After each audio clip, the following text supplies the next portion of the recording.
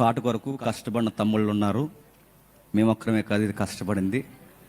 నిజానికి మోజెస్ కోసం ఒక మాట నేను చెప్పాలి. మోజెస్ బ్రదర్ ఏదైనా ఒక ఫ్లేవర్ అడిగితే అండి, అది 10% అడిగితే 1000% చేస్తాడు. దయచేసి బ్రదర్ వేదిక మీదకి రావాలని నేను ప్రేమపూర్వకంగా ఆహ్వానిస్తున్నాను. నాకు ఇంత టాలెంట్ ఉంది, నాకు భవిష్యత్తు ఉందని ఏ రోజు ఫీల్ అవ్వడండి.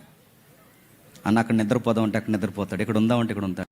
పెట్టుకోండి, బైబిల్ సూత్రం చెప్పింది, ఎవడు తగ్గించుకుంటాడో వాడు ఎదుగుతాడు. నిజంగా పాటలు రాయడం రాని మాకు, అసలు ట్యూన్స్ అంటే తెలియని మాకు, రచన అంటే తెలియని మాకు, దేవుడు మాకు చక్కగా పౌలు గారి దగ్గరికి తీతును పంపినట్టు సంగీతం అంటే తెలియని మా దగ్గరికి దేవుడు మోజెస్ని పంపాడు. Thank you brother. నిజంగా ఎంత బాగా వేస్తాడండి ట్యూన్స్. అన్న సరిపోద్ది అన్నది లేదన్నా, నాకు ఇంకా ఫీల్ సరిపోలేదు, ఇంకా కావాలి ఇంకా కావాలి ఇంకా. అందుకని అంటానండి, ఎప్పుడు మోజెస్ కొరకు నేను ఒక మాట అంటాను, అసలు ఎక్కడ ఉండాల్సిన మనిషి కాదు. ఎందుకంటే తనకున్న టాలెంట్ నాకు తెలుసు. ఆయన చేసే వర్క్ కానీ, కమిట్మెంట్ కానీ, రాత్రి పగలం లేదా అలా కూర్చుని వర్క్ చేస్తూ ఉంటాడు. ఆ యెహోవా నా దేవ కానీ, యేసు నీ త్యాగం కానీ, ఇప్పుడు వచ్చిన ఈ సాంగ్ కానీ, ఇక ఎల్లుండి రిలీజ్ అవుతుందండి.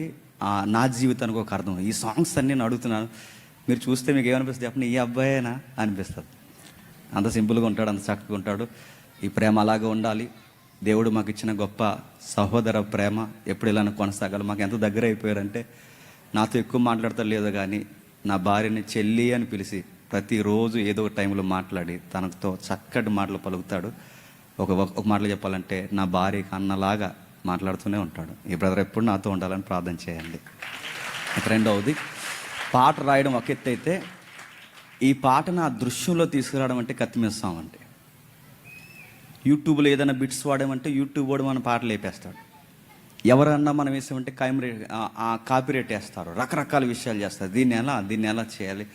అప్పట్లో ఒక ప్రసంగం చేసినప్పుడు ఇలా ఉండాలి ఇలా ఉండాలి ఇలా ఉండాలని సాంగ్ చెప్పినప్పుడు దానికి చక్కగా ఆ విషయాన్ని ఎలిబరేట్ చేసే వ్యక్తులు కావాలి. ఎవరున్నారు అన్నప్పుడు నేను లాస్ట్ ఇయరే మీకు చెప్పాను, మా చక్కటి సహోదరుడు ఈ ఇమేజ్ల కొరకండి మాకన్నా ఇసుకొస్తుంది, మాకన్నా నిద్ర వస్తుంది.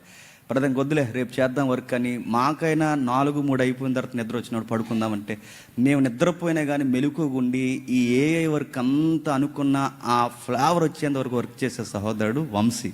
తమ్ముడు ఉన్నాడు ఇక్కడ, వంశీ ఒకసారి వేరు.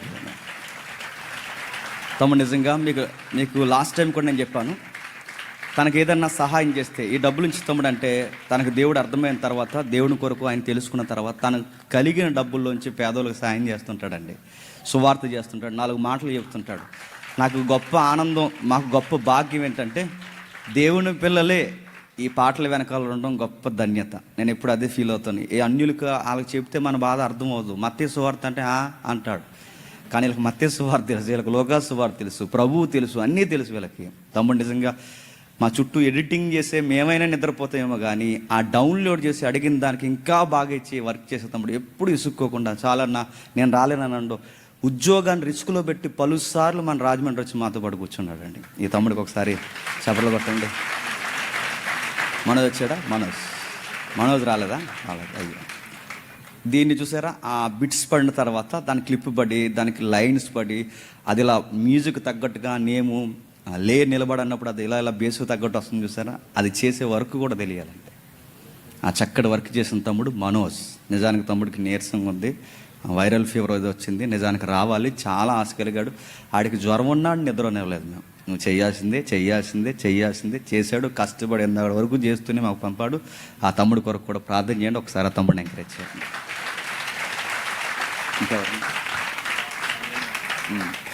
బ్యాక్గ్రౌండ్ వాకల్స్, ఇందులో మీకు తెలియని విషయం ఏంటంటే, ఈ బేస్ వాళ్ళు ఏంటి కానీ మా వాకలు వినపడలేదు.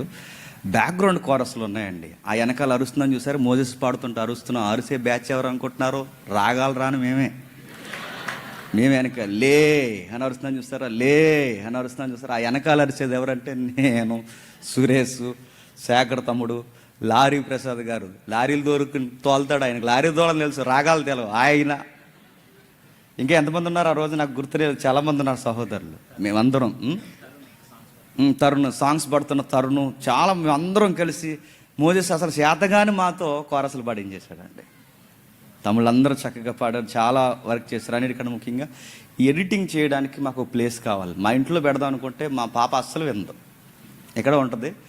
ఈ ఈ ఫస్ట్ సాంగ్ రెడీ చేస్తున్నప్పుడు మోసెస్ కీబోర్డ్ కొడుతుంటే ఆవిడ వచ్చి ఇంకో కీబోర్డ్ కొట్టేసేది, వచ్చి ట్యూన్ మారిపోద్ది రకరకాల. అందుకే తన కోసం ఇంట్లో చేయకూడదు ఈ వర్క్, ఎక్కడ చేయాలి అనుకున్నప్పుడు మాకు రాజమండ్రిలో డీమార్ట్ అన్న అంటాం, ఎందుకంటే ఆయన ఇల్లు డీమార్ట్ దగ్గర ఉంటుందని. అందుకని డీమార్ట్ అన్న అంటాం. ఆ డీమార్ట్ దగ్గర ఉండే సాల్మన్ అన్న హౌస్ నిజంగా అండి, ఆ చెల్లి వాళ్ళిద్దరు కలిసి 4-5 రోజులు మేము నిద్రపోకుండా ఫ్యాన్లు అలా తిరుగుతూనే ఉన్నాయి, లైట్స్ అలా ఆన్ అవుతూనే ఉన్నాయి. ఎప్పుడు తింటాము ఎప్పుడు పడుకుంటా తెలియదు. అలా కూర్చొని ఉంటే మాకు చక్కటి వసతి ఇచ్చి వర్క్ చేయడానికి మాకు చక్కగా అవకాశం ఇచ్చిన అన్న ఉన్నాడు ఇక్కడ, సాల్మన్ అన్న. ఒకసారి వస్తారు ఏదికి మీదకి.